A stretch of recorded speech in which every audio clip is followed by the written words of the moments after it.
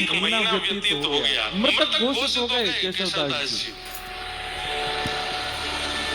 एक महीना बाद जहां वो कुआं खोदा जा रहा था, अब तुम वहां पे कुआं खोदने का कोई प्रश्न नहीं उठता था। लोगों ने कहा कि इसमें तो आदमी मर गया, अभी तरफ कुआं मत खोदना है यहाँ पे। लेकिन लोग बाग जब वहां से निकलते थे तो वो एक मिट्टी का टीला बन गया था। जब वहां से निकलते तो राम नाम धुनी सुनाई देती, और राम नाम धुनी केवल राम राम करते हुए सुनाई नहीं देती, साथ में झांझ, मंजीरा, करताल, सारंगी आदि आदि वाद्य भी सुनाई देते, जैसे मानो कोई उत्सव महोत्सव चल रहा है। आके जाते लोगों को लगता है शायद पास के गांव में कीर्तन चल रहा होगा। लेकिन जब 10-15 दिन तक अखंड नाम धुनी सुनाई देने लगी, पास के गांव में जाकर के देखा कोई उत्सव नहीं है, तब बोले शायद यही कुछ है। तभी एक राजा को ये बात पता चली। उस राजा ने अपने सैनिकों को लगवा करके पूरी मिट्टी निकलवाई वहां से, और भीतर जाकर के जब देखा तो एक मिट्टी का एक मानो जैसे कुंज जैसी बन गई थी, और उस कुंज के भीतर सुंदर पात्र में सुंदर प्रसादी रखी थी, और प्रसादी के साथ भीतर एक दिया जल रहा था, और वहां पर श्री केशवदास जी बैठ करके कीर्तन कर रहे थे, और उनके कीर्तन के साथ में वहीं के जितने जीवाणु आदि थे वे सभी मानो जैसे करताल, मंजीरा आदि ढोल बजा करके उनके कीर्तन को सार्थक कर रहे थे। ये देख करके सब हैरान रह गए। नाम का बल सामान्य बात नहीं है। नाम का आश्रय लेने वाला व्यक्ति कैसी भी परिस्थिति में हो, नाम सब सुलभ कराने की सामर्थ्य रखता है। ठाकुर जी का नाम मतलब बल। हमारे गोवर्धन में बाबा गए, गुरु दीक्षा लेने के बाद अपने गुरु जी से कहा, आप जो आज्ञा देंगे मैं उसको पूरी करूंगा, आप बस आज्ञा दीजिए। गुरु जी ने ऐसी आज्ञा दी जो बाबा कर ही नहीं सकते थे। क्या कि जितने भी संस्कृत साहित्य ग्रंथ हैं हमारे संप्रदाय के, सबका अध्ययन करके सबको कंठस्थ करो। बाबा बोले मैं तो अंगूठा टेक, मुझ पे संस्कृत कहाँ आती है। गुरु जी बोले मैं एक बार आज्ञा देते, हमने जो आज्ञा दी थी वो दे दी। बाबा इतने रोने लगे, गिरिराज जी के तलेटी में रोते, हे किशोरी जी, हे श्यामा जी, मैं तो अनपढ़ गंवार हूँ। गुरु जी ने आज्ञा की कि सारे संस्कृत साहित्य हमारे संप्रदाय के सबको कंठस्थ करो। कैसे करूंगा मैं, मुझे तो पढ़ना ही नहीं आता। मुझे तो केवल आपका नाम आता है, मैं तो केवल राधा करना जानता हूँ और कुछ नहीं आता मुझसे। इसी चिंता में रोने लगे, राधा राधा पुकारते रोते थे। मुझ पर तो कुछ भी नहीं आता, मैं अपनी गुरु इच्छा, गुरु आज्ञा को कैसे पूरी करूं। 4-5 दिन तक तो रोदन किया, 5वें दिन मानसी गंगा में डूब करके प्राण त्यागने को तैयार हो गए। अब मैं प्राण त्याग दूं, अब जीवित रहने का मेरा कोई, मैं गुरु इच्छा पूरी नहीं कर पा रहा, गुरु आज्ञा पूरी नहीं कर पा रहा। मेरी उम्र 50 की हो चुकी है, अब मैं कहां से पढ़ना सीखूं, कैसे याद करूं। मानसी गंगा में जैसे अपने प्राण त्यागने के लिए कूद ही रहे थे, तभी किशोरी जी प्रकट हो गए, और किशोरी जी प्रकट होकर के बोली, क्यों अपने प्राण त्याग रहे हो। बोले कि हे स्वामिनी जी, मेरे गुरु ने आज्ञा की, मेरा सौभाग्य कि आपके मुझे दर्शन हो गए, पर मेरे गुरु ने मुझे आज्ञा की कि सारे संस्कृत साहित्य याद करो। कैसे करूं, मैं तो पढ़ा लिखा ही नहीं हूं। किशोरी जी ने कहा अपनी जीभ बाहर निकालो, और बाबा ने अपनी जीभ बाहर निकाली। श्यामा जी ने वो जीभ पकड़ करके और एक सीख से उस पर कृष्ण लिख दिया, और कृष्ण लिख करके कहा अब जाओ। तुमने जीवन भर नाम गाया है मेरा, और उससे श्री कृष्ण प्रसन्न हुए हैं। श्री किशोरी जी का नाम गाने से किशोरी जी प्रसन्न नहीं होती हैं, ठाकुर जी प्रसन्न होते हैं। ठाकुर जी का नाम गाने से किशोरी जी प्रसन्न होती हैं। बोले आपने जीवन भर मेरा नाम गाया और कुछ आपको नहीं आता, इसलिए ठाकुर जी बड़े प्रसन्न हैं, और उन्होंने प्रसन्न होकर के कहा है कि मेरी जितनी सिद्धियां उनमें एक विद्या सिद्धि है, वो विद्या सिद्धि आप इसको दे आओ। श्री जी अब जाओ। अब तुम्हें पढ़ने की आवश्यकता नहीं है, तुम बस गुरु जी जो प्रश्न करें सबका उत्तर देते जाना, सारा साहित्य तुम्हारी जिह्वा पर विराजमान हो गया। जैसे ही गए गुरु जी ने पढ़ाए, बोले 5 दिन पहले तो हमने आज्ञा दी, बड़ी जल्दी पढ़ाए। गुरु जी आप आज्ञा करें, कौन सा साहित्य, कौन सा ग्रंथ सुनाऊं? गुरु जी ने ग्रंथ का नाम बोला, बैठ करके पूरा ग्रंथ सुना दिया। बोले कैसे प्रकट हुआ? बोले केवल नाम का आश्रय। श्री जी नाम की कृपा हुई, मैं पढ़ा लिखा नहीं हूँ। श्री जी ने कृपा करके अपने नाम की कृपा से मुझे सब प्रदान कर दिया। इसका मतलब ये नहीं है किसी के पेपर हो तो रात भर राधे राधे बोलता रहे, किशोरी चल मेरा एग्जाम अच्छा हो जाए। लंबे समय तक नाम का आश्रय लीजिए, और उस नाम का आश्रय किसी कार्य की सिद्धि के भाव से मत लीजिए, बस नाम का आश्रय लीजिए, कार्य सब अपने आप ठीक हो जाएंगे। सत्यम परम धीमहि, परम सत्य भगवान का नाम है, उसे हम बारंबार प्रणाम करते हैं। धर्म प्रोजित तवोत्र परमो निर्मत्सराणां सताम् वैद्यं वास्तवमत्र वस्तु शिवदं तापत्रयोन्मूलनम् श्रीमद्भागवते महामुनिकृते किं परमेश्वर सत्यो विद्वरुध्यते पृथिवी सुषुप्तक्षणात् धर्म प्रोजित तवोत्र परमो, परम धर्म की इच्छा चित्त में प्रकट होना, ये विषय है भागवत जी का। परम धर्म का मतलब क्या होता है?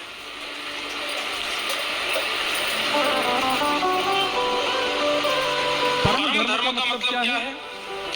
अब मैंने बहुत कमा लिया, बहुत खा लिया, बहुत कर लिया, बहुत सब कुछ करके देख लिया, अब मुझे एक और चाहिए, बस एक प्रकार का ये परम धर्म है। धर्म क्या है? कमाने में निपुणता प्राप्त करना, घर परिवार को संभालने में निपुणता प्राप्त करना, बच्चों का ब्याह करना, पत्नी को संभालना, परिवार को संजोना, व्यापार भी उचित करना, सब धर्म के अंतर्गत आता है। पर परम धर्म का मतलब क्या है? अब इस देह का तो मैंने कल्याण कर लिया, अब आत्मा का कल्याण करना है, वो परम धर्म है। एक दिन ऐसी चेतना मन में प्रकट हो जाए कि बस अब इस आत्मा की सदगति मुझे देखनी है, कैसे होगी? अब मुझे एक आश्रय चाहिए। आपने सुना होगा प्राचीन काल की जितने भी राजाओं की कथा सुनाते हैं व्यास मंच, सब में क्या कहते हैं? एक उम्र आने पर राजा वन को चले गए, राजा वन में जाकर के भोजन करने लगे। पर आजकल कोई वन में नहीं जाता, वन ही नहीं बचे, आजकल कोई वन में नहीं जाता। लेकिन एक बात कहें, इस कलिकाल में वन श्री वृंदावन है। आपका मन जिस दिन वृंदावन की ओर बढ़ जाए, मन जिस दिन वृंदावन के अलावा और किसी को प्रायोरिटी ना देता हो, उस दिन समझ जाना कि बस यही हमारा वनवास है, यही हमारा वन का मन है। मन में और कोई इच्छा ना आवे वृंदावन के अलावा। बंधुओं, कभी-कभी अपनी भक्ति ऐसे नापा कीजिए कि आपको ठाकुर जी और दूसरी तरफ संसार की कोई वस्तु रख दी जाती हो और एक चीज सुनने को कही जाती हो, फिर अपने मन को देखा करो कहां की तरफ आकर्षित हो रहा है। जैसे एक तरफ तो ठाकुर जी का राजभोग प्रसाद है और दूसरी तरफ पिज्जा है, बर्गर है, बढ़िया चीजें हैं संसारी, तो ठाकुर जी को भोग नहीं लगी। अब अपने मन से पूछो, एकांत में किया करो, ये सबके सामने करोगे तो सब पता चल जाएगा। और कई बार सबके सामने तो आप आडंबर भी कर सकते हो, जबरदस्ती प्रसाद ही पकड़ोगे। पर कभी-कभी अपने आप से पूछिए, आपका मन किस तरफ जा रहा है? आप नाम जप करते हैं, रोज तिलक लगाते हैं, कथाएं सुनते हैं, कभी-कभी नाम तोड़ के देखा तो किसी भक्ति की स्थिति पहुंची कहां? बहुव्यंजन एक तरफ रख दीजिए और ठाकुर जी का प्रसाद एक तरफ रखिए और बिल्कुल बिना चीटिंग के देखो कहाँ की तरफ, किसकी सुगंध की तरफ, किसके स्वरूप की तरफ जीभ में पानी आ रहा है, मन जा रहा है। अगर वो संसारी वस्तु के प्रति हो रहा है तो फिर उसके बाद भजन में एक माला बढ़ा दो, थोड़ा सत्संग और बढ़ा दो। और यदि वो ठाकुर जी के प्रसाद की ओर भाग रहा है, बहुव्यंजन सामने रखे लेकिन मन में इच्छा ही प्रकट नहीं हुई, ठाकुर जी का प्रसाद प्रधान है। अब ये समझ जाओ कि हमारे गुरु की कृपा, हमारे भजन का प्रभाव, हमारी सत्संग, हमारे पुण्यों का प्रभाव ठाकुर जी हमें प्रिय लग रहे हैं। अब प्रसन्न हो जाओ, स्थानों को रखो। एक तरफ अपॉर्चुनिटी है आपके पास कहीं विदेश जाने की और एक तरफ अपॉर्चुनिटी है फ्री समय में वृंदावन भी जा सकते हैं। कहाँ जाना चाहिए? लेकिन मन में विदेश का ही आएगा। यहाँ बोल रहे हो आप लोग, आप विदेश जाने के लिए पहले कहाँ करोगे? वहाँ जाना है। कभी कभी ये नाप तोल करके देखा कीजिए कि कहाँ की तरफ रुझान ज्यादा है। और यदि वो रुझान भगवत सेवा के प्रति, भगवत वस्तुओं के प्रति बढ़ रहा है तो इसका मतलब क्या है? आप परम धर्म के मार्ग पर अब निकल चुके हो, उसके प्रयास और ज्यादा कीजिए। अब ठाकुर जी ने चुन लिया है, अब इस मार्ग को और निपुणता से इस मार्ग पर आगे बढ़िए। धर्म प्रवृत्ति तवोत्र परमो निर्मत शरणानाम सदा।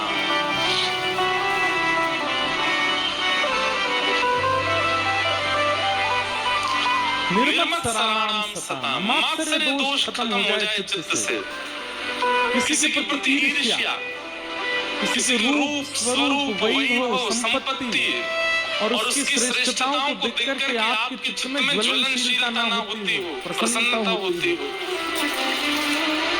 समझ जाओ अब ठाकुर जी हमें स्वीकार कर रहे हैं। तीसरा, वैद्यम वास्तवम अत्र वस्तु शिवदम। अभी नासिक में कथा थी तो एक बालक ने जो बोला कि मैं ठाकुर जी के किसी भी मंदिर में जाऊं, ऐसा जरूरी नहीं एक ही मंदिर में, कहीं भी किसी भी मंदिर में जाऊं मुझे सब भगवान दिखते हैं, लेकिन एकमात्र ठाकुर जी को देख के भगवान वाली फीलिंग नहीं आती। ऐसा लगता है ये मेरे कोई है।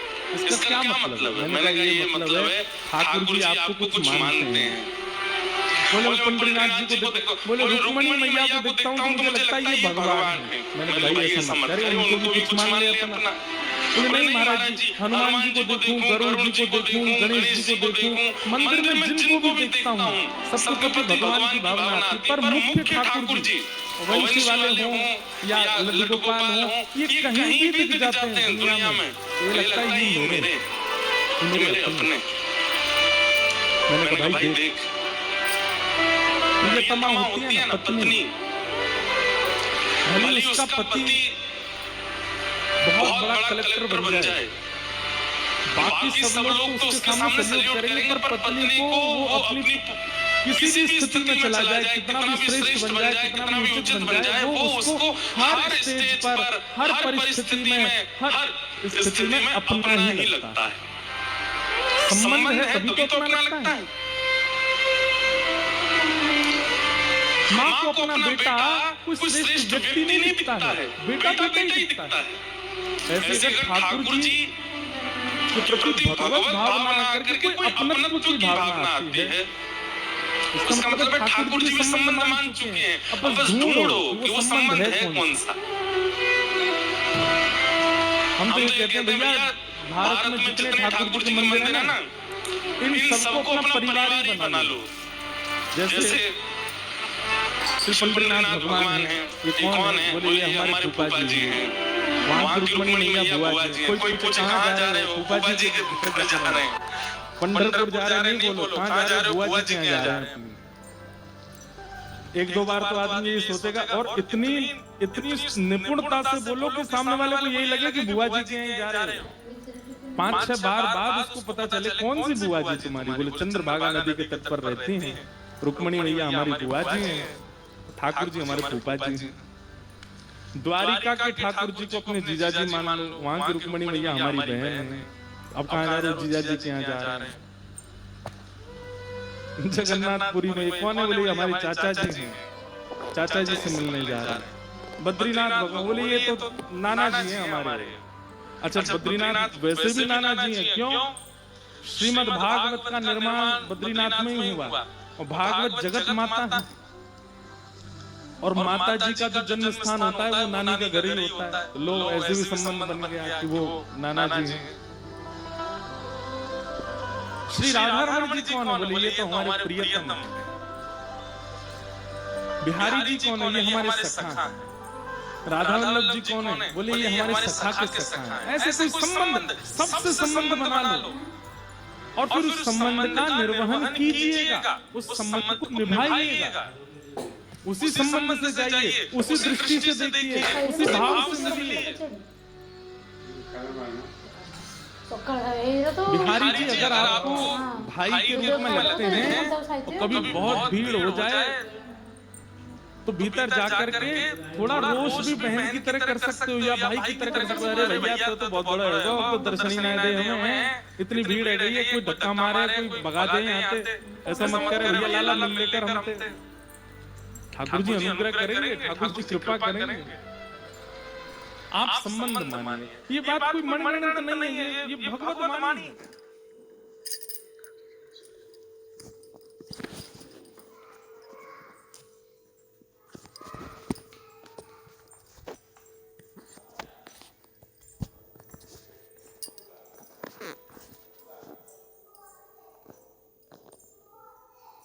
कैसी भी परिस्थिति आ जाने पर उस भक्ति का त्याग ना करना।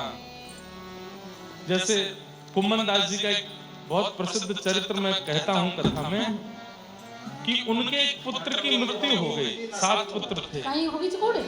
तो जैसे कुम्मन दास जी को पता चला कि मेरे एक पुत्र की मृत्यु हुई तो कुम्मन दास जी बेहोश होकर गिर पड़े। नगरवासी, ग्रामवासी सब लोग बोले अरे राम राम राम। इतने बड़े भजनानंदी साधक और केवल पुत्र के मरने की खबर सुन के बेहोश हो गए। काय बात का भजन किया इन्होंने, काय बात का साधन किया, अपने पुत्र का मोह नहीं निकाल पाए चित्त से। अरे इनसे बढ़िया तो हम हैं, हमारे घर का कोई सदस्य मर जाए तो हम रोएंगे, बेहोश तो हम नहीं होते। इतना बड़ा भजन साधक कुम्मन दास पुत्र की मृत्यु की बात सुन के मूर्छित होकर गिर पड़ा। जब ये बात गोसाई श्री विठलनाथ जी को पता चली तो गोसाई जी मुस्कुरा के बोले पुत्र की मरने की बात सुन के मूर्छित नहीं हुआ है। तो बोले वो इसलिए मूर्छित हुआ है कि पुत्र मर गया, अब 13 दिन तक सूतक लग गया, अब 13 दिन तक मैं मंदिर नहीं जा पाऊंगा, श्रीनाथ जी को नहीं देख पाऊंगा, इसलिए मूर्छित हुआ है। बोले अरे आप तो बात बना रहे हैं। बोले रुको दिखाता हूँ। मूर्छित अवस्था में कुम्मन दास जी कोई पानी डाल रहा है, कोई कुछ कर रहा है, उस समय कान में जाकर के कहते हैं गोसाई जी तू चिंता मत कर, मंदिर की खिड़की खोल देंगे, भीतर भले ही मत आना, वहां से ठाकुर जी का दर्शन कर लेना। इतना सुनते ही उठ बैठे जग करके और बोले पुत्र की क्रियाएं करो, जो अंत्येष्टि होनी वो सब क्रियाएं करो। समझ में आई बात?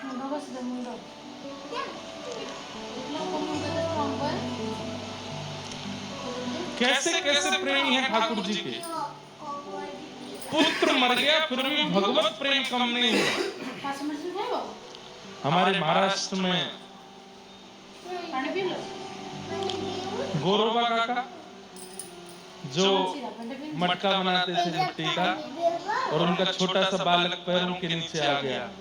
कथा सुनी है आपने? गौरबा काका पत्नी ने आकर के कहा कि मैं बालक तुम्हारे हवाले छोड़ के गई थी, वो कीर्तन में ऐसे मग्न हुए, कीर्तन कर रहे थे, मिट्टी दबा रहे थे चरणों से, छोटा बालक घुटमुन घुटमुन पैरों के नीचे आ गया। लेकिन आप कीर्तन में इतने मग्न थे कि नहीं पता चला बालक की मृत्यु हो गई। लेकिन भगवत भक्ति नहीं छोड़ी, ठाकुर जी का भजन नहीं छोड़ा। कई संसारवादी लोग मेरी इस बात को कह करके, बात को सुन करके बहुत प्रोपेगेंडा बना सकते हैं। कैसी बातें कर रहे हो आप? आपके साथ ऐसा हो जाए तो आप सह लोगे? दुनिया को ज्ञान दे रहे हो व्यास मंच में बैठ के, खुद के जीवन में अगर कुछ हो जाए सह लोगे? हमसे तो सहने की पूछना ही मत, हम बहुत सह लेते हैं और बहुत सहना जानते भी।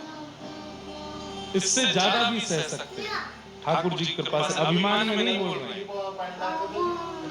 लेकिन बात यहाँ चल रही है कि चाहे जैसी परिस्थिति आ जाए, चित्त में वह प्रेम नहीं घटना चाहिए जो ठाकुर जी के प्रति है, वो नहीं घटना चाहिए।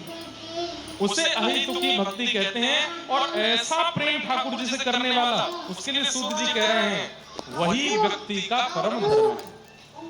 यतो भक्तिर अदोक्षजे अहेतुक्य प्रतिहता ये आत्मा संप्रसेदति। अहेतुकी भक्ति करो, चाहे जैसी परिस्थिति आ जाए। ठाकुर जी का त्याग नहीं। सुदामा चरित्र क्यों सुनते हैं? भोजन के लाले पड़ गए, घर में रहने के लिए अच्छी व्यवस्था नहीं, बच्चों को खिलाने के लिए साधन नहीं, लेकिन अयम ही परमो लाभो, सुदामा जी कहते हैं, उत्तम श्लोक दर्शनम। उनके लिए वो कष्ट है ही नहीं। संपदो नैव संपदा विपदो नैव विपदः संपदो नैव संपदा विपद विस्मरणं विष्णु संपद नारायण स्मृति। वास्तव में विपत्ति कोई विपत्ति नहीं है। पैर में लग गई, सिर में लग गई, कान में लग गई, हृदय में लग गई, पेट में लग गई, कोई भी पीड़ा हो गई या परिवार में कुछ हो गया, ये विपत्ति नहीं है। बहुत धन मिल गया, करोड़ों का फायदा हो गया, इतनी बड़ी प्रॉपर्टी मिल गई, ये मिल गया, ये संपत्ति नहीं। तो ठाकुर जी को भूल जाना, इससे बड़ी कोई विपत्ति नहीं। और ठाकुर जी की हमेशा याद बने रहना, इससे बड़ी कोई संपत्ति नहीं हो सकती। चाहे जैसी परिस्थिति आ जाए, ठाकुर जी को आप भूलते नहीं हो, तो आप सबसे बड़े संपत्तिमान हो। आपसे बड़ा कोई संपत्तिमान है ठाकुर जी को नहीं भूलते। स्वनिष्ठितः पुंसां विश्वक्सेन कथासुयः मोक्षपादे दधिरथं श्रम एव केवलम्। बहुत अच्छी बात। क्या हमारे द्वारा एकादशी व्रत किया गया, हमारे द्वारा गिरिराज जी की परिक्रमाएं की गई, हमारे द्वारा वृंदावन के दर्शन किए गए, बद्रीनाथ, जगन्नाथ धाम, द्वारिका धाम, श्री पंढरपुर धाम, श्रीनाथ धाम, ये सब किए गए। खूब बड़े बड़े यज्ञ किए गए, अनुष्ठान किए गए, ब्राह्मणों के सत्कर्म किए गए। लेकिन इन सबको ठाकुर जी ने स्वीकार किया, इसका क्या प्रमाण है? आपके द्वारा किए गए सत्कर्म ठाकुर जी ने स्वीकार किए हैं, ठाकुर जी आपके सत्कर्मों से प्रसन्न हैं, इसका क्या प्रमाण है? तो यहाँ कहते हैं विश्वक्सेन कथासु यः, भगवान की कथा में रुचि होना, ठाकुर जी की कथा में मन लगना। ध्यान से सुनना, ठाकुर जी की कथा में मन लगना, ठाकुर जी की कथा में रुचि होना। जैसे व्यास जी कहें कि अब आज की कथा विश्राम, आगे की कथा कल कहेंगे, तो मन में बड़ी घबराहट हो जाना। अब कैसे निकलेंगे 12 घंटे, 24 घंटे बाद कथा सुननी है, 24 घंटे कैसे निकलेंगे? इस प्रकार कथा के प्रति व्याकुलता चित्त में रहना, ये इस बात का प्रमाण है कि आपके द्वारा किए गए समस्त सत्कर्म, व्रत, अनुष्ठान सब ठाकुर जी स्वीकार करते हैं। समझ में आई बात? ठाकुर जी की आपके प्रति स्वीकृति का प्रमाण है सत्संग में रुचि होना, सत्संग में मन लगना। और सत्संग में बैठे बैठे आलस आना, सत्संग में बैठे बैठे मन ना लगना, उठ के जाने की इच्छा होना, निद्रा आना, ठीक है कल से घर पे ही सो लेंगे, यहाँ आओ गर्मी लगती है, ऐसा है वैसा है। ठाकुर जी की अप्रसन्नता का प्रमाण है ये सत्संग में रुचि ना होना। यहाँ हम आते हैं 6:30 बजे, कई बार 7 भी बज, आज से 7 बज गए, पर सुनने वाले लोग 2 बजे से आ जाते हैं, 3 बजे से आ जाते हैं। जिनको सुननी है कथा वो 2 बजे 3 बजे से आ जाते हैं, इतनी जल्दी आकर के बैठ जाते हैं यहाँ पर। अभी दिसंबर में मुंबई में कथा थी दादर में, कौन कौन आए थे उसमें? आप लोग आए थे भैया। बम्बई वाले हमको वहां दादर के, और दादर के आगे कौन सी जगह पड़ती है, हाँ जो भी पढ़ते हैं, वहां के इतने सारे लोग न्यूज वाले और सब आके बोले कथा होती है 4-5 बजे से और लाइन लगती थी सुबह 8 बजे से, हैं? अंतिम दिन की कथा में तो रात्रि 12 बजे से बच्चे और सब युवा बालक, मैं अपनी जहां रुका था वहां खिड़की में से देखूं और जहां तक देखूं लाइन रात में 2 बजे, मैं तो उठा था जल पीने के लिए, मैं देखूं तो हरे कृष्ण महामंत्र चल रहा है। मैंने कहा भाई 2 बजे कौन गा रहा है?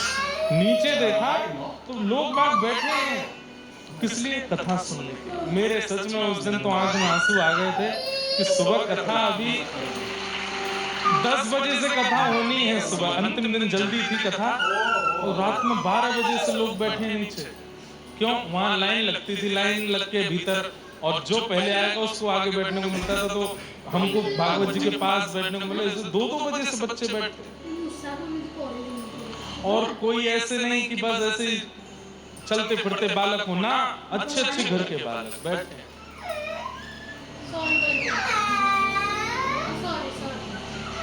तब ये वाला श्लोक मेरे मन में आता है कि सूत जी महाराज कहते हैं कि ठाकुर जी आपसे प्रसन्न हैं, इस बात का प्रमाण कथा के प्रति आपकी रुचि, उत्सुकता, व्याकुलता। जैसे पता है कथा में जाना, हम जाएंगे कथा सुनेंगे, पूरी बैठ के सुनेंगे, जहां जगह मिल जाएगी बैठ के सुन लेंगे। ये रुचि, ये उत्सुकता, ये इस बात का प्रमाण है कि ठाकुर जी आपसे प्रसन्न हैं। इंद्रेश जी ये तो हर साल आते हैं उल्लासनगर, कौन सी बड़ी बात है? ऐसे मन में भाव आ रहे हैं, तो हम अपनी ही नहीं कह रहे हैं, कथा के प्रति यदि ये भाव आ जाता है, आलस्य का भाव आ जाता है, और कोई भाव आते हैं, तो श्रम एव ही केवलम नोत्पादेत अभिरतिम, श्रम एव ही केवलम। आप अगर इस प्रकार कथा के प्रति, सत्संग के प्रति भाव रखते हो, तो कह रहे हैं कि आपके द्वारा